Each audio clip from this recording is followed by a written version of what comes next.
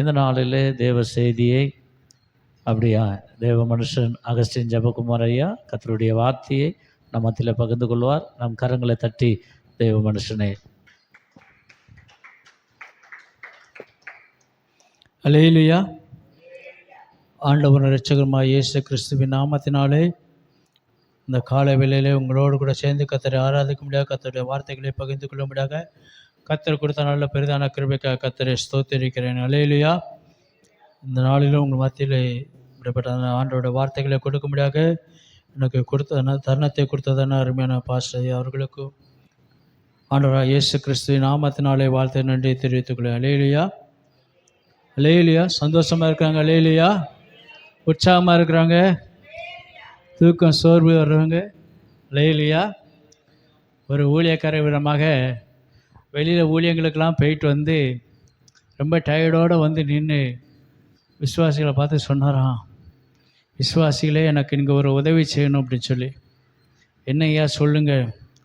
ஒன்றும் இல்லைம்மா, நான் ரொம்ப பிஸியாக இருந்தேன் ஊழியத்தில், நடுக்க அங்கங்கே ஒவ்வொரு இடமா போயிட்டு ஊழியத்துக்கெலாம் போயிட்டு நடக்கையோடு போயிட்டு அப்படியே வந்து நிற்கிறேன். காலெலாம் ரொம்ப டயர்டாக இருக்குது, காலெலாம் வலிக்குது, என்னால் நின்று பிரசங்கம் பண்ண முடியல, அதனால் எனக்கு உட்கார்ந்து பிரசங்கம் பண்ண அனுமதி தரணும்னு சொல்லி கேட்டாராம்.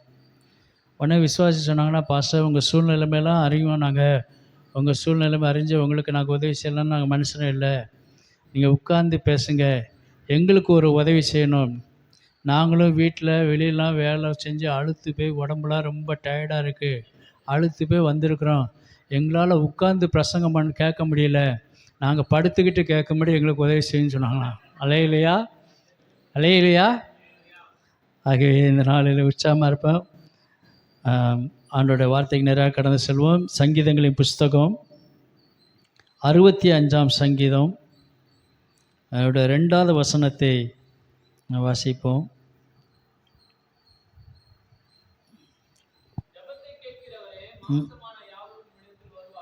ஜெபத்தை கேட்கிறவரே மாம்சமான யாவரும் உம்மிடத்தில் வருவார்கள். அல்லேலூயா. கண்களை மூடி அப்படியே தலைகளை தாழ்த்தி ஆண்டவர் சமூகத்தில், ஆண்டவரே நீர் என்னோடு கூட பேசுங்க, எங்களோடு கூட பேசுங்க ஆண்டவரே, உம்முடைய சத்தத்தை கேட்கும்படி விரும்புகிறோம். மனுஷனுடைய சத்தத்தை இல்லை, என் தேவாதி தேவனுடைய சத்தத்தை கேட்கும்படி வந்திருக்கிறோம். நீர் எங்களோடு கூட பேசுங்க. நீங்கள் பேசினால் நாங்கள் பிழைப்போம். உம்முடைய வார்த்தையில் வல்லமை உண்டு, உம்முடைய வார்த்தையில் ஜீவன் உண்டு, உம்முடைய வார்த்தையில் அதிகாரம் உண்டு. கர்த்தருடைய சத்தம் காதேஸ் வனாந்திரத்தை அதிர பண்ணின சத்தம். இந்த கால வேளையில் உம்முடைய மெல்லிய சத்தம் எங்கள் மத்தியில் திணிக்கட்டும் ஐயா. உம்முடைய சத்தத்தை கேட்டு உம்முடைய சித்தத்தை அறியும்படி வந்திருக்கிறோம். தகப்பனே நீர் எங்களோடு கூட பேசுங்க என்று சொல்லி ஆண்டவர் சமூகத்தை நோக்கி நான் கேட்போமா? ஹல்லேலூயா. ஹல்லேலூயா. நன்றியோடு உம்மை துதிக்கிறோம். ஹல்லேலூயா.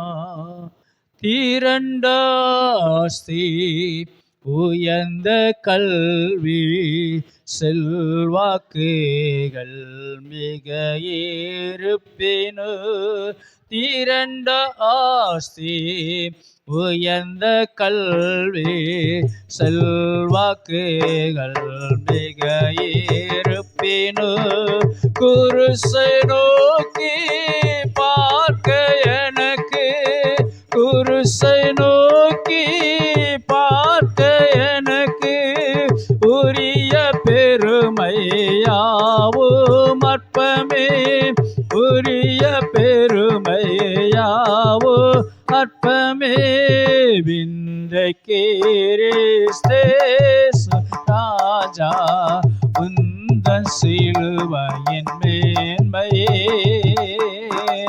உந்தன் சிலுவையின் மேன்மையே, விந்தைக்கு கிறிஸ்து ராஜா உந்தன் சிலுவையின் மேன்மையே,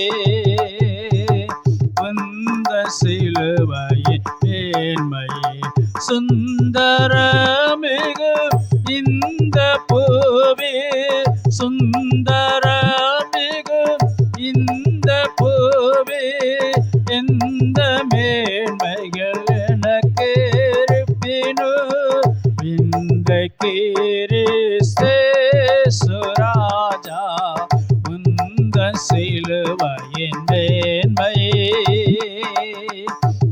அந்த சிலுவை மேன்மை. இயேசுவின் மூலம் ஜெபம் கேளு நல்ல பிதாவே, ஆமென். நான் வாசித்ததான சங்கீத பகுதியிலே விதமாக சங்கீதக்காரன் சொல்கிறார், என் ஜெபத்தை கேட்கிறவரே, மாம்சமான யாவரும் உம்மிடத்தில் வருவார்கள் என்று சொல்லி. அல்லேலூயா. நம்முடைய ஆண்டவருக்கு அநேக நாமங்கள் கொடுக்கப்பட்டிருக்குது. யெகோவா ஈரே, யெகோவா நிஸ்ஸி, இம்மானுவேல், இயேசு என்று சொல்லலாம். அநேக நாமங்கள் கொடுக்கப்பட்டிருந்தாலோ இங்கே தாவீது, சங்கீதக்காரனாகிய தாவீது ஆண்டவருக்கு ஒரு விசேஷத்தை அடமொழியை சுட்டுகிறார்.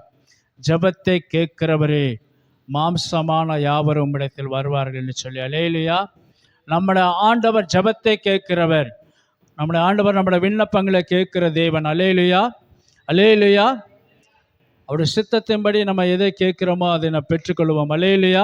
ஆனால் நம்ம பண்ணுகிற ஜெபம் அவருடைய சித்தத்தை படி ஒப்பு கொடுக்கிறவளாக இருக்கணும். அல்லேலூயா. அவருடைய சித்தத்தை அறிந்து நம்ம ஜெபிக்கிறவளாக இருக்கணும். பல நேரங்களில் நம்ம என்ன செய்யணும், ஆண்டோட சித்தத்தை இல்லாமல் நம்ம மனமான போக்கில் சில காரியங்களை கேட்போம். உதாரணமாக கூரையில் இருக்கிறவங்க எனக்கு காரை தாருங்க, பிளெயினை தாருங்கலாம் சொல்லி கேட்போம். அல்லேலூயா. நம்ம தகுதிக்கு நம்ம திறமைக்கு என்ன வேணும்னு சொல்லி ஆண்டவர் சமூகத்தில் அதை அறிந்து நம்ம கேட்கணும். ஆண்டவர் சித்தத்தை அறிந்து கேட்கணும். அல்லேலூயா, அல்லேலூயா. ஒரு வீட்டில் ஒரு செல்ல நாயை வளர்த்து கொண்டு இருந்தாங்கண்ணா, வளர்ப்பு நாய், ஜாதி நாய் வளர்த்து கொண்டு இருந்தாங்க. அந்த வீட்டு பக்கத்தில் ஒரு தெரு நாய் வந்த உடனே இந்த வீட்டில் உள்ள நாயை அந்த நாயை பார்த்து குலைச்சிதான். உடனே அந்த நாய் சொன்னிச்சான், நீ இப்படியே இந்த வீட்டில் எஜமான வீட்டில் அப்படியே அடிமையாக இருந்து அவன் கொடுக்குற சாப்பாட்டை நீ தின்னுட்டு அப்படியே கத்திக்கிட்டே கிடக்காண்டி தான். என்னை பாரு எப்படி சுதந்திரமாக அலையுதேன். இங்கே போனால் இந்த கல்யாண வீட்டில் சிக்கன் பிரியாணி, அங்கே போனால் இந்த கல்யாண வீட்டில் மட்டன் பிரியாணி, நான் விதவிதமாக சாப்பிட்றேன். ஆனால் நீனும் இந்த வீட்டில் அடிமையாக இருக்கிற அப்படின்னு சொல்லி. அப்போ அந்த நாய் சொன்னிச்சான், ஆமாம் நீ சொல்வது உண்மைதான். இங்கே என் எஜமான நினச்சிதான் அவனுக்கு சுகம் இல்லைனால அவன் அந்த ரொட்டி துண்டை தான் திங்கிறான். அந்த காஞ்சி போன அந்த ரொட்டி துண்டை தான் எனக்கும் போடுறான். பழைய ஊசின கஞ்சி தான் தூக்கி எனக்கும் ஊற்றுறான். அதனால நானும் சாப்பிட்டுட்டு வேறு வழி இல்லாமல் இது அப்படின்ட்டு நினச்சிதேன் இங்கே இருக்கிறேன். ஆனால் நீ சொல்லும்போது கேட்கும்போது எனக்கு ஆசையாக இருக்குது, இப்போ சாப்பிட்டு உங்க கூட சேர்ந்து வந்துடலான்ட்டு. ஆனால் என்னென்னா ஒரு காரியம் நடக்குதான்று ஏதாவது வெயிட் பண்ணியிருக்கேன், ஒரு காரியத்துக்காக வெயிட் பண்ணியிருக்கிறேன். அது நடக்கலைன்னா நானும் உன் கூட வந்துடுவேன்னு சொன்னிச்சான். அப்போ என்ன காரியம்னு சொல்லி கேட்ட உடனே, ஒன்றும் இல்லை, என் வீட்டு எஜமானுடைய மக பக்கத்து வீட்டு பையனை விரும்புகிறா, லவ் பண்ணுறா. இது என் எஜமானுக்கு தெரிஞ்சு உடனே அந்த பையன்கிட்ட போய் என்ன செஞ்சார், சண்டை போட்டார். உனக்கு என் பொண்ணை தரமாட்டேன், என் வீட்டில் வளர்க்குற நாய்க்கு கெட்டி கொடுத்தாலும் கெட்டி கொடுப்பேன வழிய உனக்கு என்ன செய்ய மாட்டேன், தரமாட்டேன் அப்படின்னு சொன்னார். அதனால் அந்த காரியம் நடக்கதான் நான் கொஞ்ச நேரம் வெயிட் பண்ணி பார்க்குறேன், அப்படி இல்லைன்னா அவங்க கூட வாரேன்னு சொன்னிச்சான். அல்லேலூயா, அல்லேலூயா. இன்றைக்கி இப்படி தான் இருக்கிறோம். சில நேரங்களில் ஆண்டோட சித்தத்தை அறியாமல் நம்ம என்ன செய்ய மனமான போக்கில் போகிறோம். அல்லேலூயா. ஜெபத்தில் அநேக விதமான ஜெபங்கள் இருக்குது. நான் அந்த வசனத்தை தியானிக்கும்போது எனக்கு ஆவியானவர் கற்றுக் கொடுத்ததான வெளிச்சத்தின்படி நான் அந்த செய்தி எடுத்திருக்கிறேன். ஜெபங்களில் விதவிதமான ஜெபங்கள் இருக்குது. ஆனாலும் நான் ஒரு 6 காரியங்களை மாத்திரம் உங்கள் மத்தியில் நான் சொல்லிவிட்டு அதுக்கப்புறம் எப்படிப்பட்ட ஜெபத்தை ஆண்டவர் கேட்க மாட்டார் என்று சொல்லி ஒரு 3 காரியங்களை மாத்திரம் நான் வேகமாக சொல்லி நான் முடிக்கும்படி விரும்புகிறேன். எனக்கு கொடுக்கப்பட்ட டயத்துக்குள்ளாக நான் முடிக்கும்படி விரும்புகிறேன். அல்லேலூயா. 2 நாளாகம புஸ்தகம் 7ஆம் அதிகாரம் 12ஆம் வசனத்திலேருந்து அங்கே வாசிக்கும்போது 2 நாளாகம 7ஆம் அதிகாரம் 12ஆம் வசனத்திலேருந்து கர்த்தர் இரவிலே சாலொமோனுக்கு ம் ம் ம் ம் ம்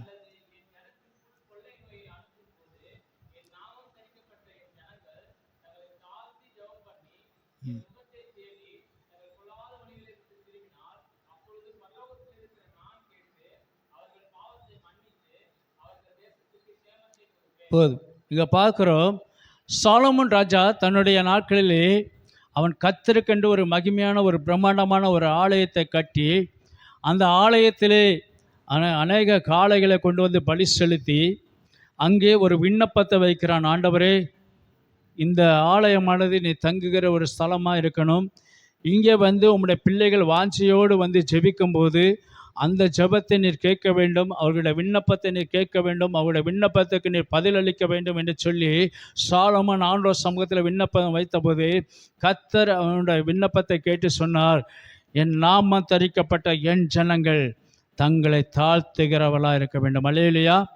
ஜபத்திலே தாழ்மைக்கு ஜபம். அல்லேலூயா. கர்த்தருக்கு முன்பதாக நம்ம தாழ்மைப்படுத்தி நம்ம ஜெபிக்கிறவர்களாக இருக்க வேண்டும். அல்லேலூயா. கர்த்தருக்கு முன்பதாக தாழ்த்துகிறவர்களாக இருக்க வேண்டும். யாக்கோபு 4ஆம் அதிகாரத்திலே 10ஆம் வசனம் விதமாக சொல்லுகிறது, கர்த்தருக்கு முன்பதாக தாழ்மைப்படுங்கள், அப்பொழுது அவர் உங்களை உயர்த்துவார் என்று சொல்லி. அல்லேலூயா. அது மட்டும் இல்லை, யாக்கோபு 4:6 வாசிக்கும்போது தாழ்மையுள்ளவர்களுக்கு அவர் கிருபை அளிக்கிற தேவனாக இருக்கிறார். அல்லேலூயா. அல்லேலூயா. கர்த்தருக்கு முன்பதாக நம்ம தாழ்மைப்படுத்தி அதாவது கர்த்தருக்கு முன்பாக நம்ம தாழ்த்தி ஜெபம் பண்ணுகிறவர்களாக இருக்க வேண்டும். அல்லேலூயா. லூக்கா 18ஆம் அதிகாரத்தில் வாசிக்கும்போது 2 மனிதர்கள் இருந்தாங்க. ஒரு மனிதன் பரிசேயன், இன்னொருத்தன் ஆயக்காரன். அந்த ஆயக்காரன் நினைச்சானா, தன் கண்களை வானத்துக்கு நேராக ஏறெடுக்க துணியாமல் பாவியாக என் மேல் கிருபை இரும் என்று சொல்லி தன்னை தேவனுக்கு முன்பதாக தாழ்மைப்படுத்தினான் என்று சொல்லி பார்க்குறோம். அல்லேலூயா. கர்த்தர் அவனுடைய ஜெபத்தை அல்ல, இந்த தாழ்மைப்படுத்தின அந்த ஆயக்காரனுடைய ஜெபத்தை கர்த்தர் கேட்டார் என்று சொல்லி. அல்லேலூயா. மத்தேயு 15ஆம் அதிகாரத்தில் வாசிக்கும்போது கானானிய ஸ்திரீ ஆண்டவர் சமூகத்தை தன்னுடைய மகளுக்காக வந்து வேண்டிய போது ஆண்டவர் சொன்னார், பிள்ளையின் அப்பத்தை எடுத்து நாய்க்குட்டிகளுக்கு போடுவது நல்லதல்ல என்று சொன்னபோது அவர் சொன்னா, ஆம் ஆண்டவரே, நிஜம்தான், உண்மைதான், ஆனாலும் மேஜையிலிருந்து விழுந்த திணிக்கைகளை நாய்க்குட்டிகள் தின்னுமே என்று சொல்லி தன்னை தேவனுக்கு முன்பதாக தாழ்மைப்படுத்தினாள் என்று சொல்லி பார்க்குறோம். அல்லேலூயா. அல்லேலூயா. கர்த்தருக்கு முன்பதாக நம்ம தாழ்மைப்படும்போது கர்த்தர் அந்த தாழ்மை ஜெபத்தை கர்த்தர் கேட்கிற தேவனாக இருக்கிறார். அல்லேலூயா. தாழ்மைகளவர்களுக்கு அவர் கிருபை அளிக்கிறவராக இருக்கிறார். ஆகவே தான் லூக்கா 1ஆம் அதிகாரத்தில் தேவதூத மரியாள் இருந்த வீட்டிலே வந்து பிரவேசித்து கிருபை பெற்றவளே வாழ்க என்று சொல்லி. அல்லேலூயா. இந்த மரியாள் தேவனுக்கு முன்பதாக தாழ்மையுள்ளவளாக இருந்தாள் என்று சொல்லி பார்க்குறோம். அல்லேலூயா. பிலிப்பியர் 2ஆம் அதிகாரத்தில் வாசிக்கும்போது 8ஆம் வசனத்திலிருந்து வாசிக்கும்போது அங்கே சொல்லப்படுகிறது, இயேசுவானவர் தேவனுக்கு சமமாக இருப்பதை கொள்ளையாடின பொருளாக எண்ணாமல் தம்மை தாமே வெறுமையாக்கி சிலுவையின் மரண பரியந்தமோ, அதாவது சிலுவையின் மரண பரியந்தமோ கீழ்ப்படிந்தவரை தம்மை தாழ்த்தினார் என்று சொல்லி. அல்லேலூயா. கர்த்தருக்கு முன்பதாக நம்ம தாழ்மையுள்ளவளாக இருக்கணும். ஒருபோதும் நம்முடைய கர்த்தருக்கு முன்பதாக நம்ம என்ன செய்யக்கூடாது, பெருமிதம் கொள்ளக்கூடாது. தாழ்மைப்படுத்தி கர்த்தருக்கு முன்பாக நம்ம தாழ்மையுள்ளவளாக இருக்கும்போது கர்த்தர் அந்த ஜெபத்தை கர்த்தர் கேட்கிற தேவனாக இருக்கிறார். அல்லேலூயா. 2ஆவதாக ஒரு ஜெபத்தை சொல்லப்படுகிறது. 1 சாமுவேல் புஸ்தகத்தில் 1ஆம் அதிகாரம் 10ஆம் வசனம் 11ஆம் வசனத்தில் இங்கே அன்னாளை குறித்து ஒரு சம்பவம் சொல்லப்படுகிறது. இந்த அன்னாள் தன்னுடைய குழந்தைகளால் தன்னுடைய சக்களத்தின் மூலமாக நிந்திக்கப்பட்டவளாக, பரிகசிக்கப்பட்டவளாக, அநேக நேரம் வேதனைகளை அடைந்த துக்கங்கள் நிறைந்தவளாக இருந்தால் எத்தனை தரம் அவர் கணவரை வந்து ஆறுதல் படுத்த முயன்ற போது கூட அவரால் முடியலை. இந்த அன்னாள் எப்போதும் துக்கமுகமாக இருந்தால், சாப்பிடாமல் இருந்தால், அழுது கொண்டே இருப்பாள். ஒரு நாள் ஆண்டவர் சமூகத்தில் வந்து அவள் ஜெபிக்கும்போது சாதாரணமாக ஜெபிக்கலை, ஒரு பொருத்தனை ஜெபத்தை கர்த்தருக்கு முன்பதாக வைக்கிறார். அல்லேலூயா. பொருத்தனை ஜெபத்தை கர்த்தர் கேட்கிற தேவனாக இருக்கிறார். அல்லேலூயா. அவர் சொன்னார், ஆண்டவரே, நீர் அடியனுக்கு ஒரு குழந்தையை தந்திரேன்னு சொன்னால் அந்த குழந்தையை உமக்கென்று நான் வளர்ப்பேன் என்று சொல்லி கர்த்தருடைய சமூகத்தில் ஒரு பொருத்தனை பண்ணினாள் என்று சொல்லி பார்க்குறோம். அல்லேலூயா. பொருத்தனை ஜெபத்தை கர்த்தர் கேட்கிற தேவனாக இருக்கிறார். அல்லேலூயா. அல்லேலூயா. நியாயாதிபதிகள் புஸ்தகத்தில் 11ஆம் அதிகாரத்தில் வாசிக்கும்போது எப்தா யுத்தத்துக்கு போகும்போது அவன் ஆண்டவர் சமூகத்தில் ஒரு பொருத்தனை பண்ணுகிறான்.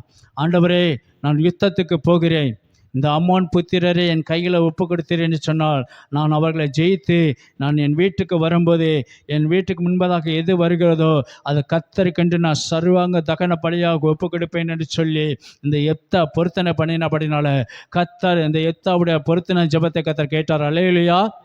சில நேரங்களில் நம்ம பொருத்தனை பண்ணிடுவோம், உணர்ச்சி வசப்பட்டு பொருத்தனை பண்ணிடுவோம், ஆனால் அதை செலுத்த முடியாமல் போயிடும். என்னோடய வாழ்க்கையில் கூட நான் ஊழியத்தின் ஆரம்ப நாட்கள் வந்தபோது கூட பொருத்தனை பண்ணேன், ஆனாலும் அதை செய்ய முடியல. அப்படிலாம் சில நேரங்கள் தடைகள் வரும். ஆனாலும் அதை நம்ம பொருத்தனை பண்ணினான்னு சொன்னால் அதை நம்ம கண்டிப்பாக செலுத்தியே ஆக வேண்டும். அல்லேலூயா. உபாகமம் 23ஆம் அதிகாரத்தில் கடைசி பகுதியில் சொல்லப்படுகிறது, நீ பொருத்தனை பண்ணி அதை செய்யாமல் இருந்தால் அது உனக்கு பாவம் என்று சொல்லி, அதோடு பொருத்தனை பண்ணாமல் இருப்பது மேல் என்று சொல்லி சொல்லப்படுகிறது. அல்லேலூயா. நீதிமொழிகள் 20ஆம் அதிகாரம் 25 வசனம் சொல்லப்படுகிறது, பொருத்தனை பண்ணின பின்பு அதை குறித்து யோசனை பண்ணக்கூடாது என்று சொல்லி. அல்லேலூயா. நம்மளால் திராணிக்கு மிகுந்த பொருத்தனை பண்ணி அதை செய்ய முடியும் என்று சொல்லி அறிந்திருந்தால் அதை நம்ம என்ன செய்யணும், பொருத்தனை பண்ணணும். ஆனால் அந்த எப்தா மனசுவசப்பட்டு பொருத்தனை பண்ணினா, என் வீட்டுக்கு முன்பதாக எது வருகிறதோ அதை கர்த்தருக்கென்று கொடுப்பேன் என்று சொல்லி. அதே போல் அவன் ஜெயித்து வீட்டுக்கு முன்பதாக வரும்போதே தன்னுடைய ஒரே மகள் அவள் நடனமாடிக்கொண்டு வருகிறாள். மகளை பார்த்த உடனே, ஐயோ என் மகளை என்று சொல்லி தன் வஸ்திரத்தை கிழித்து கொண்டு அவன் கலங்கவும் மணியமடியவும் அழுது கொண்டு அவன் காணப்பட்டான்னு சொல்லி பார்க்குறோம். உடனே மகள் கேட்குறா, ஏன் அழுகிறீங்க, என்ன ஆச்சுன்னு சொல்லி. அவன் சொன்னான், அந்த மாதிரி பொருத்தனை பண்ணினேன், கர்த்தருடைய சமூகத்திலே ஆண்டவர் சமூகத்தில் பொருத்தனை பண்ணினேன். ஆண்டவரே, நான் அந்த யுத்தத்தில் ஜெயித்து வரும்போது என் வீட்டுக்கு முன்பதாக எது வருகிறதோ அதை கர்த்தருக்கென்று நான் பொருத்தனை பண்ணுவேன்னு சொல்லி பலி செலுத்துவேன்னு சொல்லி சொன்னேன் அப்படின்னு சொல்லி சொன்ன. என் வாய் சொல்ல நான் மாற்றக்கூடாது அப்படின்னு சொல்லி.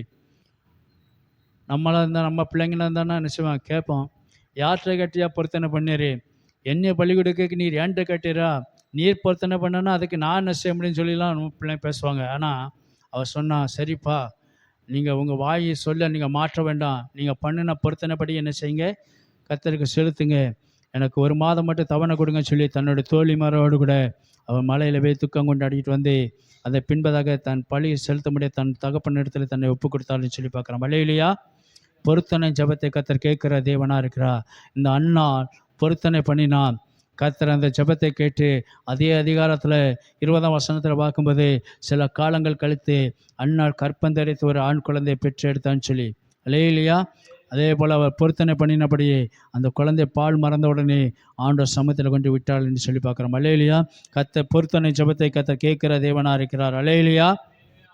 3ஆவதாக ஒரு ஜெபத்தை குறித்து சொல்லப்படுகிறது.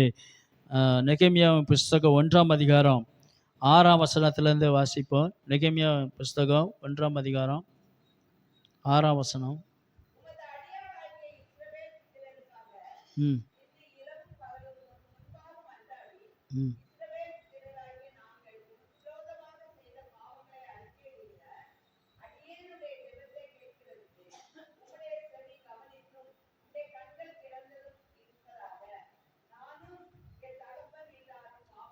இப்போ பார்க்குறோம், எருசலேமின் தேவாலயத்துடைய அலங்கம் இடிக்கப்பட்டதை அறிந்த உடனே இந்த நெகேமியா அவன் துக்கமுகமாக இருந்து ஆண்டவர் சமூகத்திலே அவன் நேசனா பாவ அறிக்கை, குற்ற அறிக்கை பண்ணி ஜெபம் பண்ணிக்கிறான்னு சொல்லி பார்க்குறான். அல்லேலூயா. ஆண்டவரே, எங்கள் பாவங்களை மன்னிங்க, எங்கள் ஜனங்கள் செய்த பாவங்களை அக்கிரமங்களை மன்னிங்க என்று சொல்லி கர்த்தருக்கு முன்பதாக தன்னுடைய குற்றங்களை பாவங்களை அறிக்கை பண்ணி ஜெபம் பண்ண ஆரம்பித்தான்னு சொல்லி பார்க்குறோம். அல்லேலூயா. அல்லேலூயா.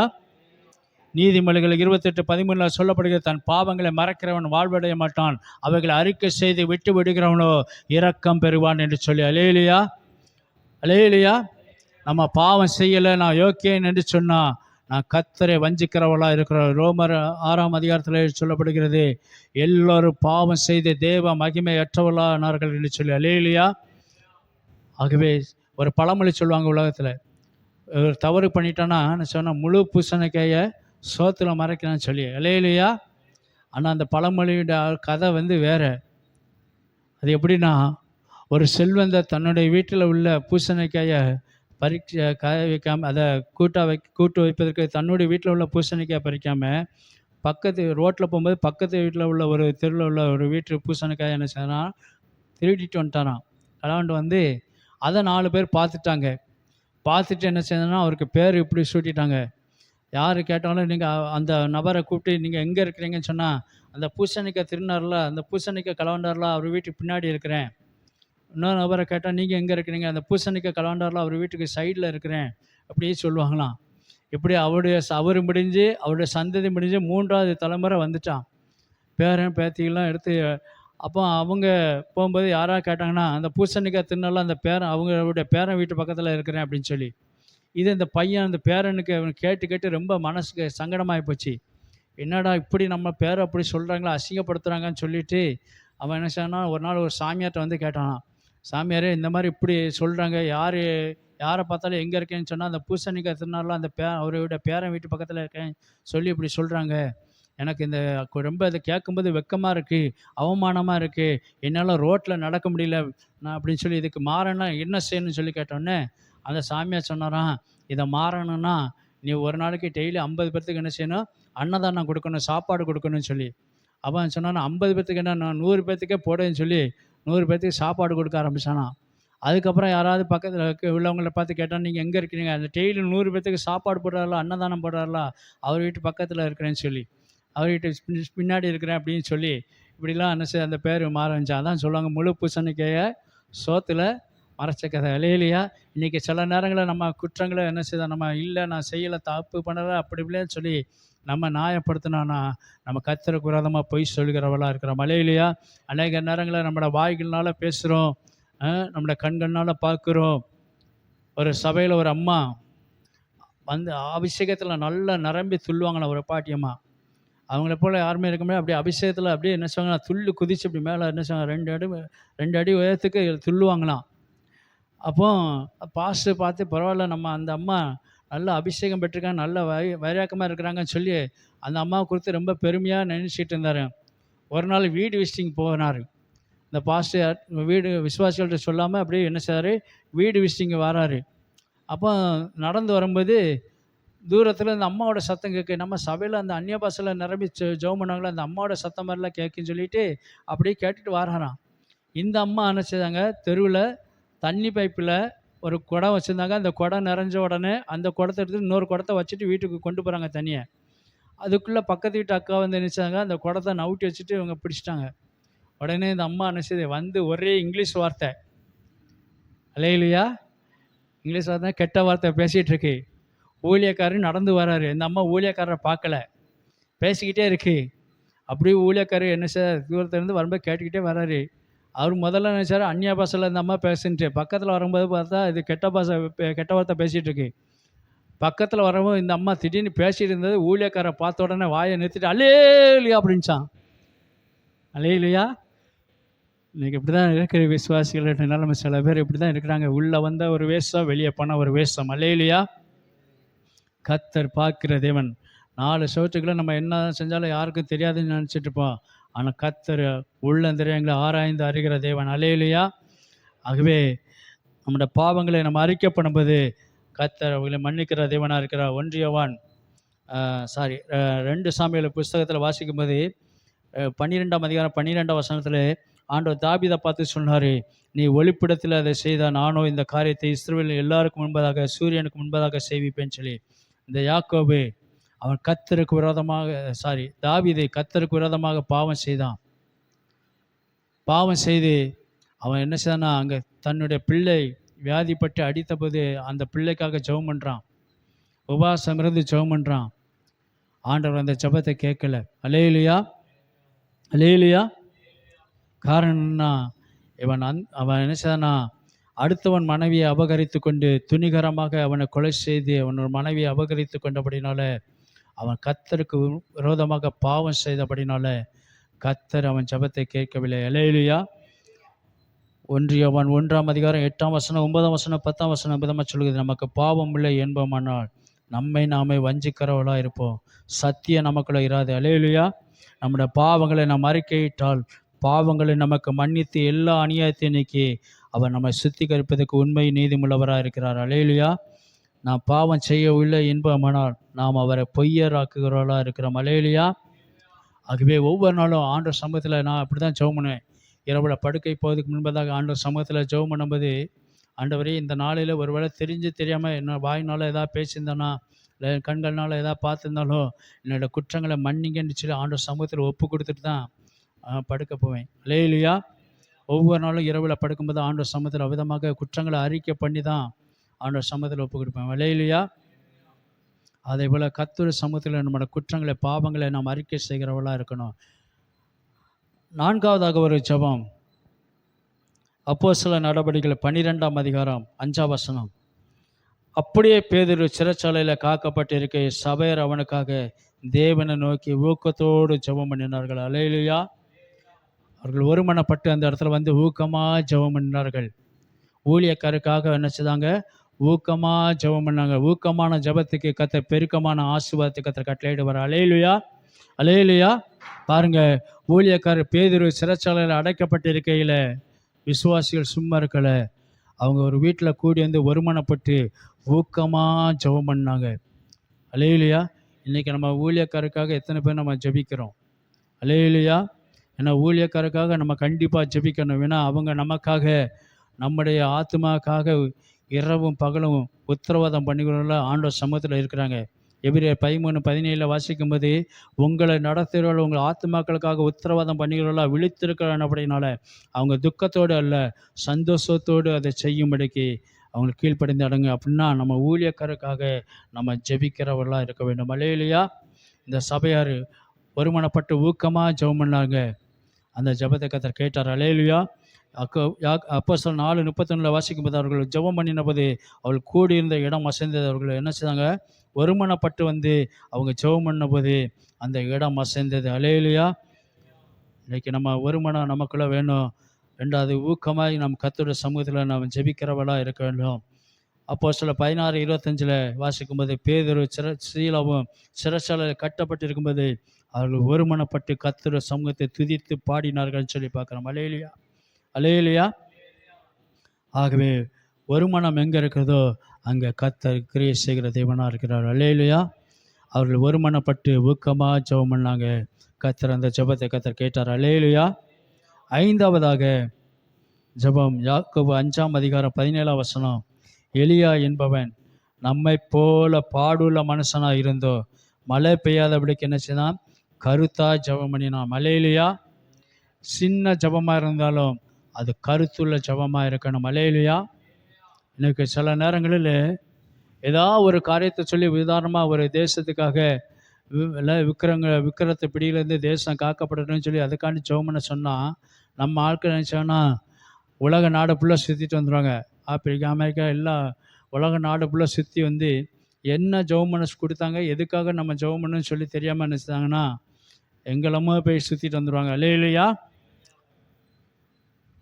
சின்ன ஜெபமாக இருந்தாலும் கருத்துள்ள ஜெபமாக இருக்கணும். அல்லேலூயா. ஆவியில் ரொம்ப உணர்ச்சி வசப்பட்டு நம்ம என்ன பண்ணுறோன்னு தெரியாமல் நிறைய பேர் போயிடுவாங்க. ஒரு சமயம் எங்கள் பைபிள் காலேஜில் நாங்கள் படிக்கும்போது, அப்போ எங்கள் பேரண்ட்ஸ்லாம் என்ன செய்வாங்கன்னா, எங்களை பார்க்க வரும்போது ஏதாவது ஸ்நாக்ஸ் தின்பண்டம் வாங்கிட்டு வருவாங்க. அப்போ வாங்கிட்டு வந்ததுக்கப்புறம் நாங்கள் அவங்க போனதுக்கப்புறம் நேராக என்ன செய்யணும்? வார்டன் கையில் கொண்டு வந்து கொடுக்கணும். வார்டன் நினச்சோன்னா யாராவது ஒரு பையங்களை கூப்பிட்டு ஜெபம் பண்ண சொல்லுவார். ஜெபம் பண்ணி எத்தனை பேர் இருக்கமோ அதை சரி பங்காக வச்சு அதுக்கப்புறம் கொடுப்பாரு. அப்படி ஒரு பையனுடைய அம்மா கொய்யாப்பழம் வாங்கிட்டு வந்திருந்தாங்க. உடனே அந்த கொய்யாப்பழத்துக்காக ஒரு பையனை ஜெபம் பண்ண சொன்னார். அவன் ரொம்ப ஆவியில் உணர்ச்சி வசப்பட்டு அந்நிய பாஷை பேசி ரொம்ப உணர்ச்சி வசப்பட்டு, ஆண்டவரே இந்த எதுக்கு என்ன பண்ணுறோன்னு தெரியாமல் சொல்லணும், அந்த கொய்யாப்பழத்தை ஆசிர்வதிங்க, அந்த கொய்யாப்பழத்துக்குள்ளே ஒரு அபிஷேகத்தை கொடுங்க, தாருங்க அப்படின்னா. அண்ணே வார்டன் கேட்டார், டேய் திங்கிற கொய்யாப்பழத்துக்கு என்னடா அபிஷேகம் வேணும் அப்படின்னாரு. அல்லேலூயா. இன்றைக்கி என்ன பண்ணுறான்னு தெரியாமல் சில ஆட்களை உணர்ச்சி வசப்பட்டு எங்கெல்லாமல் போயிடுவாங்க. பண்ண ஜெபத்தை என்ன சொன்னாங்களோ அந்த காரியத்தை விட்டுருவாங்க. நம்ம கருத்துள்ள ஜெபமாக இருக்கணும். அல்லேலூயா. சின்ன ஜெபமாக இருந்தாலும் அது கருத்துள்ள ஜெபமாக இருக்க வேண்டும். அல்லேலூயா. அல்லேலூயா. இருக்கிறீங்களா? சொல்கிறேன். அல்லேலூயா சொல்றதுக்கு நம்ம ரொம்ப வாய் வரமாட்டேங்கண்ணே. பாஸ்டே சொன்னாங்களே ஒரு கதை, அதை நான் சொல்கிறேன். ஒரு சபையில் ஒரு பாட்டியம்மா எப்போதும் வந்தோன்னா அடிக்கடி அல்லேலூயா சொல்லி கர்த்தரை மகிமைப்படுத்திகிட்டே இருப்பாங்க. ஆனால் அவங்க குடும்பம் ரொம்ப கஷ்டம், ஏழ்மையான குடும்பம். 2 சாரி தான் வச்சு மாற்றி மாற்றி கட்டிட்டு வருவாங்க. ஆனால் சபையில் வந்தால் சும்மா இருக்க மாட்டாங்க, அடிக்கடி அல்லேலூயா சொல்லி கர்த்தரை மகிமைப்படுத்திகிட்டே இருப்பாங்களாம். அப்போது ஒரு குறிப்பிட்ட சண்டை வந்தோடனே அந்த ஊழியக்காரர் சொல்கிறாரு, பாட்டியம்மா இன்றைக்கி ஒரு நாளும் அல்லேலூயா சொல்லாமல் அமைதியாக நீங்கள் இருந்தாங்கன்னா உங்களுக்காக ஒரு பரிசு வச்சுருக்கிறேன், அதை போகும்போது தருவேன். ஏன்னா நம்ம தலைமை போதகர் வாராரு, அவர் பேச ஆரம்பிக்கும்போது நீங்கள் மற்ற நாட்களில் அல்லேலூயா சொல்லும்போது உனக்கு பிரச்சனை இல்லை, நான் தான் பேசுகிறேன். ஆனால் இன்றைக்கி தலைமை போதகர் வாராரு, அவர் பேசும்போது நீங்கள் அடிக்கடி அல்லேலூயா சொன்னீங்கன்னா மக்கள் எல்லோரும் பிரசங்கத்தை கவனிக்க மாட்டாங்க, உங்களை பார்ப்பாங்க. அது ரொம்ப டிஸ்டர்பன்ஸாக இருக்கும், ஆண்டோட பிரசனத்துக்கு அது இடையூறாக இருக்கும். அதனால் நீங்கள் அமைதியாக இருந்தேன்னா உங்களுக்காக பரிசு வச்சுக்க தருவேன்னு சொல்லி சொன்னேன். சரி ஐயா, என்ன பரிசுன்னு தெரிஞ்சுக்கலாமா அப்படின்னு சொன்னார். பாட்டி நீ 2 சேரீ தான் வச்சு மாற்றி மாற்றி கட்டிட்டு வர, உனக்காக அழகான விலை வந்து ஒரு சேரீ வாங்கி வச்சுருக்கிறேன், அதை தருவேன்னு சொன்னோன்னே இந்த பாட்டி அம்மாவுக்கு சந்தோஷம் தாங்க முடியல. சரி ஐயா அமைதியாக இருக்கிறேன்னு சொல்லிட்டு ஆராதனை எல்லாம் முடிஞ்சோடனே தலைமை போதகர் பேச ஆரம்பித்தார். ஒரு காலத்தில் இந்த சபையானது சின்ன கூடாரமாக இருந்தது, இன்றைக்கி இவ்வளோ பெரிய பில்டிங்குன்னு சொன்னால் உங்கள் எல்லாருடைய ஜெபந்தான் சொல்லி சொன்னோன்னே அந்த பாட்டியம்மா அல்லேன்னு சொல்லிட்டு அந்த பாஸ்டரை பார்த்தது அப்படி கண்ணை மறைச்சிட்டு இப்படி கையை ஓங்கினோன்னே அந்த அம்மா பயத்தில் கையை கீழே போட்டுட்டு 2வது முறை தலைமை போதகர் பேச ஆரம்பித்தார். ஒரு காலத்தில் இந்த சபையில் ஆத்மாக்கள் குறைவாக இருந்தாங்க, இன்றைக்கி திரளான ஆத்மாக்கள் இருக்குன்னு சொன்னால் உங்கள் எல்லாருடைய ஜெபந்தான் சொல்லி சொன்னோன்னே பாட்டியம்மா அல்லேன்னு சொல்லிட்டு அந்த பாஸ்டரை பார்த்து உட்காந்து இந்த மனுஷன் அப்படி மறைச்சிட்டு அப்படி கையை ஓங்கினாரா, அந்த அம்மா பயத்தில் கையை கீழே போட்டுட்டு 3வது முறை தலைமை போதகர் பேச ஆரம்பித்தார். ஒரு காலத்தில் இந்த சபையில் 1-2 முதியோர்கள் இருந்தாங்க ஜெபம் பண்ணதுக்கு, இன்றைக்கி ஆண்டவர் திரளான முதியோர்களை ஜெபம் பண்ண கொடுத்துருக்காரு. அதற்கு காரணம் இந்த சபையில் வந்த முதல் முதியோருடைய ஊக்கமான ஜெபந்தான் சொல்லி சொன்னோன்னே இந்த பாட்டி அம்மாவுக்கு சந்தோஷம் தாங்க முடியாது. ஏன்னா அவங்க தான் அந்த சபையில் வந்த முதல் முதியோர். அப்போ அவங்க மனசில் நினச்சாங்களாம், பொய்யா நீ தரத சேவையை கட்டில எனக்கு ஆண்டவர் ரெட்டிப்பான ஆசீர்வாதத்தை தருவார், அதுக்காக நான் கர்த்தரை மகிமைப்படுத்தாமல் இருக்க முடியும்னு சொல்லிட்டு தன் மனசில் நினச்சிட்டு கண்ணை மூடி 3 அல்லையிலே சொன்னாங்களாம். உடனே இந்த ஊழியக்காரர் கடுப்பாகி என்ன செஞ்சான்னா 4 வாலிப பசங்களை கூப்பிட்டு இந்த அம்மாவை என்ன செய்யுங்க தூக்கி சபைக்கு வெளியே கொண்டு போய் போடுங்கன்னு சொல்லி சொன்னோன்னே 4 வாலிப பசங்க தூக்கி சபைக்கு வெளியே கொண்டு போய் இந்த அம்மாவை இறக்கி விட்டாங்க. பாருங்கள், இந்த அம்மா சும்மா இருக்கல, குதிச்சுன்னு அல்லையில் சொன்னான். தூக்கிட்டு போனவங்க கேட்டாங்க, பாட்டி உள்ளே இருந்து நீ தான் சேட்டை பண்ணிட்டு இருந்த, செய்தி கவனிக்காமல் எங்களையும் கவனிக்க விடாமல் உள்ளே இருந்து சேட்டை பண்ணிட்டு இருந்த, உனக்கு வெளியே போட்டுக்கப்புறமும் உன் சேட்டை அடங்கலை, உன் திமிர அடங்கலை, உனக்கு என்ன ஆச்சுன்னு சொன்னேன். அந்த பாட்டி சொன்னான், ஐயா ஹாப்பி, நான் ரொம்ப சந்தோஷமாக இருக்கிறேன். என்னன்னு கேட்டோன்னே, இயேசுநாதரை தூக்கி சுமந்தது ஒரு கழுதை, என்னை தூக்கி சுமந்தது 4 கழுதை அப்படின்னு சொல்லி அல்லேலூயா அல்லேலூயா. இந்த பாட்டி அம்மாவோட விசுவாசத்தை பார்த்து அவங்க இருக்கிற இந்த வைரக்கத்தை பார்த்து கர்த்தர் வீட்டுக்கு போகும்போது ரெட்டிப்பான ஆசீர்வாதத்தை கர்த்தர் கட்டளையிட்டார். அல்லேலூயா. அது கர்த்தருடைய சமூகத்தில் கர்த்தருக்கு கொடுக்குற கணத்தை மகிமையை கொடுக்கும்போது கர்த்தர் நம்மளை ஆசீர்வதிப்பார். அல்லேலூயா. 5வதாக இப்படிப்பட்ட ஜெபம் கருத்துள்ள ஜெபம். அவை சின்ன ஜெபமாக இருந்தால் கருத்துள்ள ஜெபமாக இருக்கணும். மற்றவங்களைப் போல ஆண்டவர் சொன்னார் மத்திய 6ஆம் அதிகாரம் 7ஆம் வசனத்தில், அன்றி நீங்கள் ஜெபம் பண்ணும்போது அஞ்ஞானிகளைப் போல வீண் வார்த்தைகளை என்ன செய்யாதீங்க, அளப்பாதீங்க. அவங்க அதிக வசனிப்பினால தங்கள் ஜெபம் கேட்கப்படும் என்று நினைக்கிறார்கள்.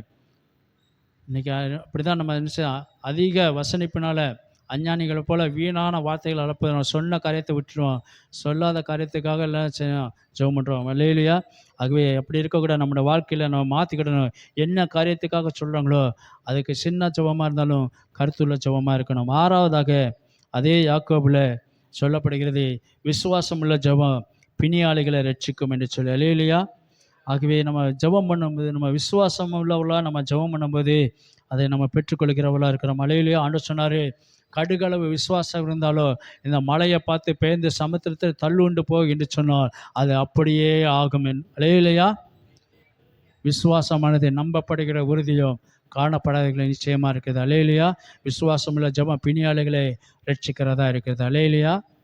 ஒரு அம்மா தன்னுடைய கணவர் ரட்சிக்கப்படலை, பல முறை அவரை எப்படியாவது சபைக்கு வற்புறுத்தி கொண்டே இருந்தாங்க. ஆனால் அவர் வீட்டில் என்ன செய்தார், ஆடுகளை வளர்த்து கொண்டு இருந்தார். அந்த ஆடை சாக்க சொல்லியே நான் சபைக்கு வர முடியாது, நான் அந்த ஆடை பார்க்கணும்னு சொல்லிட்டு இருந்தார். ஒரு நாள் சனிக்கிழமை இரவில் இந்த அம்மா ஒரு முடிவு பண்ணி, இவர் ஆடை சாக்க சொல்லி வரமாட்டுக்காரு, நம்ம இந்த வாரம் இருந்து நான் பார்த்துக்கிட்டேன், நீங்கள் போயிட்டு வாங்கன்னு சொல்லி எப்படியாவது நம்ம வீட்டுக்காரர் அனுப்பணும். இவர் போய் நம்ம ஊழியக்காரர் நம்ம பாஸ்டருடைய செய்தியை கேட்டு மனம் திரும்பி வருவார், ரட்சிக்கப்பட்டுருவார் அப்படின்னு சொல்லி இந்த அம்மா அவங்க மனசில் நினச்சிட்டு கணவர்கிட்ட சொன்னாங்க, நாளைக்கு நீங்கள் கண்டிப்பாக எனக்காண்டி நீங்கள் போயிட்டு வரணும், ஆடை தானே சாக்க சொல்கிறீங்க, ஆடை நான் பார்த்துக்கிட்டேன், நீங்கள் எனக்காண்டி போயிட்டு வரணும்னு சொல்லி இந்த அம்மா அவரை கட்டாயப்படுத்தினால வேறு வழி இல்லாமல் சரி போயிட்டு வரேன்னு சொல்லிவிட்டு அடுத்த நாள் காலையில் இந்த அம்மா சந்தோஷமாக அவரை வழி அனுப்பி வச்சுட்டாங்க. இன்றைக்கி எப்படியும் நம்ம கணவர் நம்ம பாஸ்டருடைய செய்தியை கேட்டு இன்றைக்கி ரட்சிக்கப்பட்டு வந்துடுவார் அப்படின்னு சொல்லி இந்த அம்மா புருஷனுக்காக என்ன செஞ்சாங்க, சாப்பாடுலாம் நல்லா வெரைட்டிஸாக செஞ்சு வச்சுருந்தாங்க. இவர் ஆலயத்தை முடித்து ஆராதனை முடித்து வந்தார். வாங்க சர்ச்சைக்கு போனீங்களா, எப்படி இருந்தது ஆராதனை, நல்லா இருந்தது அப்படின்னு சொல்லி இந்த அம்மா ரொம்ப சந்தோஷமாக சிரிச்சுக்கிட்டே கேட்டேன். சரின்ட்டு சாப்பாடெல்லாம் வச்சாங்க. சாப்பிட்டு முடித்தோடனே அப்புறம் கேட்டாங்க, சாப்பிட்டு முடிச்சதுக்கப்புறம் கேட்டாங்க, எங்கள் பாஸ்டர் இன்றைக்கி என்ன செய்தி கொடுத்தாரு, என்ன பேசினாருன்னு சொல்லி. இவர் என்ன செஞ்சார், மறந்துட்டார். ஐயோ நான் மறந்துட்டேன், நல்ல யோசனை பண்ணி பாருங்க அப்படின்னு சொல்லி உடனே தலையை செஞ்சாராம். நான் வந்துட்டு என்ன சொன்னாங்க, வாங்க வந்துட்டீங்களா அப்படின்னு சொல்லி. எங்க வேறு என்ன சொன்னாங்க, நல்ல யோசனை பண்ணி பாருங்க அப்படின்னு சொல்லி திருப்பி தலையை செஞ்சாராம். நான் வந்துட்டு இருங்க இருந்துட்டீங்களா அப்படின்னு சொல்லி. அப்புறம் வேறு என்ன சொன்னார், எலும்புக எலும்புக எழும்பிட்டீங்களா அப்படின்னு சொல்லி. சரி வேற என்ன சொன்னார், போங்க போங்க போயிட்டீங்களா அப்படின்னு சொல்லி. இந்த அம்மா பார்த்தது, என்னடா இவர் நம்ம பாஸ்டர் ஐயா செய்தியை கேட்டு மனம் திரும்பி ரட்சிக்கப்பட்டு வருவார்னு பார்த்தா, இவர் இந்த 4 வார்த்தையை மட்டும்தான் கேட்டு வந்திருக்காரு, மற்றது சொல்ல தெரியல அப்படின்னு சொல்லிட்டு, சரின்னு சொல்லி அந்த அம்மா மனசை தேர்த்துக்கிட்டு அடுத்த வாரமும் அனுப்புவோம் பார்ப்போம் அப்படின்னு சொல்லி அந்த அம்மா மனசை தேர்த்துக்கிட்டு வீட்டில் உள்ள வேலையெல்லாம் செஞ்சுட்டு இருந்தாங்க. இவர் சாப்பிட்டுட்டு உள்ளே படுத்துருக்கிறாரு. தூக்கத்திலேயே இந்த மாதிரி சொல்லிட்டு இருக்காரு, வாங்க வாங்க வந்துட்டீங்களா, இருங்க இருங்க இருந்துட்டீங்களா, எழும்பிட்டீங்களா, போங்க போங்க போயிட்டீங்களான்னு சொல்லி தூக்கத்தில் சொல்லிக்கிட்டே இருக்கிறாரு. இருட்ட நேரம் ஆயிட்டு இந்த அம்மா வெளியே பாத்திரம் கழுவிட்டு இருக்காங்க. அந்த நேரம் பார்க்க 4 பேர் ஆடை களவாங்கிறதுக்கு வராங்க, திருடுறதுக்கு வராங்க. இந்த அம்மா பார்த்துட்டு இருட்டுக்குள்ளே அவங்க வர்றதை பார்த்துட்டு இவர் என்ன செய்யறாருன்னா உள்ள தூக்கத்தில் வாங்க வாங்க வந்துட்டீங்களான்னு சொல்லி அந்த 4 பேர் வந்தோம், நம்ம வந்ததை பார்த்துட்டான் அப்படின்னு சொல்லி என்ன செய்வாங்க, கீழே இருட்டுக்குள்ளே உட்காந்தாங்கன்னா, இருங்க இருங்க இருந்துட்டீங்களான்னு சொல்லி, நம்ம இருந்ததையும் பார்த்துட்டான்னு சொல்லி எந்திரிச்சாங்கன்னா, எழும்பிட்டாங்களான்னு சொல்லி, நம்ம எந்திரிச்சதும் பார்த்துட்டா இனிமேல் நிற்கக்கூடாதுன்னு சொல்லி ஓட ஆரம்பிச்சாங்க. போங்க போங்க போயிட்டீங்களான்னு சொல்லி. இந்த அம்மா இவ்வளோத்தையும் பார்த்துட்டு இருந்தது. பார்த்துட்டு அதுக்கப்புறம் அவங்க வீட்டில் வந்து அவங்க வீட்டுக்காரரை எழுப்பிச்சான். என்ன நடந்தது தெரியுமா அப்படின்னு சொல்லி. என்ன, இந்த மாதிரி 4 பேர் ஆடை திருட வந்தாங்க, நீங்கள் வாங்க வாங்க வந்துட்டீங்களான்னு சொன்னோன்னே அவன் நம்ம வந்ததை பார்த்துட்டான்னு சொல்லி இருந்தாங்க, இருங்க இருங்க இருந்துட்டீங்களான்னு சொன்னோன்னே எழுந்திரிச்சாங்க, எழும்பிட்டீங்களான்னு சொன்னோன்னே ஓட ஆரம்பித்தாங்க, போங்க போங்க போயிட்டீங்களான்னு சொல்லி. அப்போ அவன் சொன்னாரான், உண்மையிலே நான் சர்ச்சில் போயிட்டு இந்த 4 வார்த்தை கேட்டு வந்து நான் சொல்லலைன்னா ஆடு இன்றைக்கி என்ன செஞ்சுருக்கேன், களவு போயிருக்கோம். உண்மையிலே உங்கள் ஆண்டவர் நல்லவர், நானும் அடுத்த வாரத்துலேருந்து வாரேன், ஆடை என்ன செய்வேன் வீட்டில் அடைச்சிட்டு 2 பேருமே சேர்ந்து சர்ச்சைக்கு போவேன்னு சொல்லி சொன்னாராம். அல்லேலூயா. விசுவாசம் உள்ள ஜெபம் பிணியாளிகளை ரட்சிக்கிறதா இருக்குது. அல்லேலூயா. ஆகவே எத்தனை ஜெபம் சொன்னேன்? 6 விதமாக ஜெபம். முதலாவது என்ன செய்ய, கர்த்தருக்கு முன்பாக நம்ம தாழ்மைப்படுத்தி ஜெபிக்கணும்.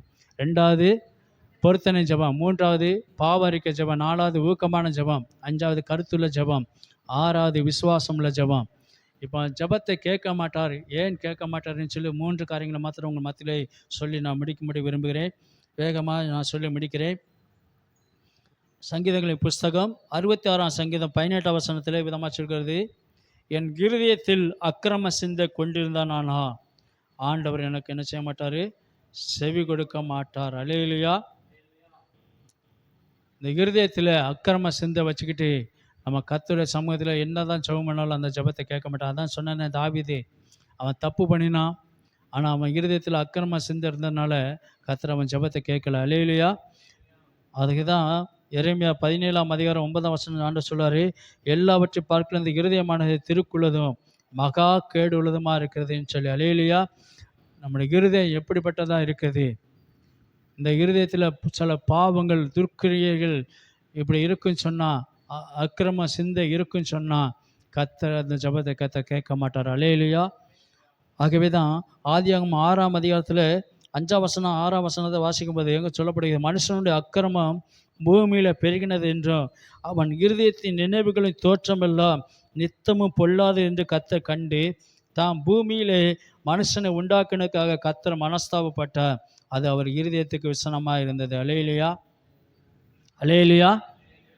இந்த இருதயத்தில் அக்கிரம சிந்தை, பகை, விரோதம், வைராக்கியம் இப்படிலாம் பலவிதமான காரியங்கள் இந்த இருதயத்தில் இருக்குன்னு சொன்னால் அந்த ஜெபத்தை கேட்க மாட்டான். மன்னிக்க முடியாதபடிக்கு மற்றவங்க மேலே பகையை வச்சுக்கிட்டு கசப்பு வச்சுக்கிட்டு விரோதமாக இருப்போம்னு சொன்னால் அந்த ஜெபத்தை கேட்க மாட்டார். அல்லேலூயா. இந்த இருதயமானது தேவன் தங்குகிற ஆலயமாகவே தான் ஆண்டவர் சொன்ன மத்திய 5ஆம் அதிகாரத்தில் 8ஆம் வசனம் விதமாக சொல்லுங்க, இருதயத்தில் சுத்தமுள்ளவர்கள் பாக்கியவான்கள், அவர்கள் தேவனை தரிசிப்பார்கள். அல்லேலூயா. இந்த இருதயமானது தேவன் தங்குகிற ஆலயமாக இருக்குது. இந்த ஆலயத்தை ஒருவன் கெடுத்தால் கர்த்தர் அவனை கெடுப்பார். அல்லேலூயா. ஆகவே நம்முடைய இருதயமானது சுத்தமுள்ளதாக இருக்கணும். இருதயத்தில் அக்கிரம சிந்தை இருந்ததுன்னு சொன்னால் ஆண்டவர் அந்த ஜெபத்தை கேட்க மாட்டார். 2வதாக நீதிமொழிகள் புஸ்தகம் 28ஆம் அதிகாரம் 9ஆம் வசனம், வேதத்தை கேளாதபடி தன் செவியை விளக்கிறவனுடைய ஜெபம் எப்படிப்பட்டது, அருவருப்பானது. அல்லேலூயா. ஆண்டோடைய வேதத்தை நம்ம கேட்கல, இந்த வேதத்தின்படி வாழலை, அந்த கட்டளைகளின்படி நான் வாழலைன்னு சொன்னால், ஆண்டோடைய வேதத்தை நான் நேசிக்கவில்லைன்னு சொன்னால் நம்ம பண்ணுகிற ஜெபம் அவருக்கு அருவருப்பாக இருக்கும். அல்லேலூயா. ஆகவே தான் ஓசியா தீர்க்கதரிசி புஸ்தகத்தில் ஆண்டவர் சொல்லும்போது ஓசியா தீர்க்கதரிசி புஸ்தகம் 4ஆம் அதிகாரம் 6ஆம் வசனத்தில் பின்பகுதி சொல்லப்படுகிறது, நீ உன் தேவனுடைய வேதத்தை மறந்தாய், ஆகியால் நான் உன் பிள்ளைகளை என்ன செய்வேன், மறந்து விடுவேன்னு சொல்லி ஆண்டவர் சொல்லுவார். அல்லேலூயா. எத்தனை நேரங்களில் நம்ம வேதத்துக்கு நம்ம முக்கியத்துவம் கொடுக்காம, பைபிளை வாசிக்காம, ஞாயிற்றுக்கிழமை ஆராதனை முடிஞ்ச உடனே நேராக பைபிளை மூடி செல்ஃபில் கொண்டு போய் வச்சுட்டு, அப்புறம் அடுத்த வாரம் ஞாயிற்றுக்கிழமை எப்போ வருதுன்னு பார்த்து அந்த நேரம் எடுத்து தூசியை தட்டி தொடச்சி கொண்டு வரோம். இந்த பைபிளை நாம் நேசிக்க வேண்டும், அந்த பைபிளை நாம் விரும்பி வாசிக்க வேண்டும். அல்லேலூயா. இதன் பேதைகளை ஞானியாக்குதான வேத வசனம். அல்லேலூயா. எந்த மனுஷனையும் பிரகாசிக்கிற மெய்யான ஒளியாக இந்த வேத புஸ்தகம். அல்லேலூயா.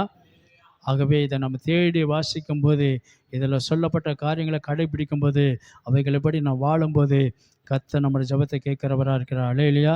வேதத்தை நம்ம கேளாதபடி நாம் செவியை விளக்குவோம்னு சொன்னால் கர்த்தர் அந்த ஜெபத்தை அருவருக்கிற தேவனாக இருக்கிறார். அல்லேலூயா. மூன்றாவதாக நான் சொன்ன லூக்கா 18ஆம் அதிகாரத்தில் இந்த பரிசேயன் என்ன செய்யலாம், தேவனுக்கு முன்பதாக பெருமையாக ஜெபம் பண்ணினான். ஆண்டவரே, இங்கே நிற்கிறானே இந்த ஆயக்காரனை போல் அல்ல, என்னுடைய சம்பாத்தியத்தை எல்லாம் தசம்பாங்க தவறாமல் செலுத்துகிறேன், வாரத்தில் 2 முறை உபவாசிக்கிறேன், என்ன நிற்கிறானே இந்த ஆயக்காரனை போல நான் அல்ல அப்படின்னு சொல்லி தன்னை குறித்து பெருமையாக ஜெபம் பண்ணினான், மேட்டிமையாக ஜெபம் பண்ணினான். கர்த்தர் அவன் ஜெபத்தை கேட்கவில்லை. அல்லேலூயா. வேத வசனம் சொல்லுது, பெருமையுள்ளவர்களுக்கு அவர் எதிர்த்து நிற்கிற தேவனாக இருக்கிறார். அல்லேலூயா. ஒருபோதும் நம்மளோட வாழ்க்கையில் பெருமைக்கு மேட்டிமைக்கு இடம் கொடுத்துடக்கூடாது. தானியேல் 4ஆம் அதிகாரத்தில் வாஸ்து பார்த்தீங்கன்னா, அங்கே நேபுகாத்நேச்சர் ராஜா சொன்னான், நான் கெட்டின பாபிலோன் அல்லவா என்று சொல்லி தன்னை குறித்து பெருமைப்படுத்தி அவன் பேசின போது வானத்திலிருந்து ஒரு சத்தம் உண்டாகி அவனுடைய ராஜ்யபாரத்திலிருந்து அவனை தள்ளி மாடை போல புல்லை திங்கிற மனுஷன், புல்லை திங்கிற மிருகமாக மாறினான்னு சொல்லி பார்க்குறோம். அல்லேலூயா. அல்லேலூயா. ஏன்னு சொன்னால் பெருமையுள்ளவர்களுக்கு அவர் எதிர்த்து நிற்கிற தேவன். அல்லேலூயா. இந்த நேபுகாத்நேச்சர் பெருமை வந்தபோது கர்த்தர் அவனை ராஜ்யபாரத்திலிருந்து கீழே தள்ளி மாடை போல புல்லை திங்கிறவனாக இருந்தான்.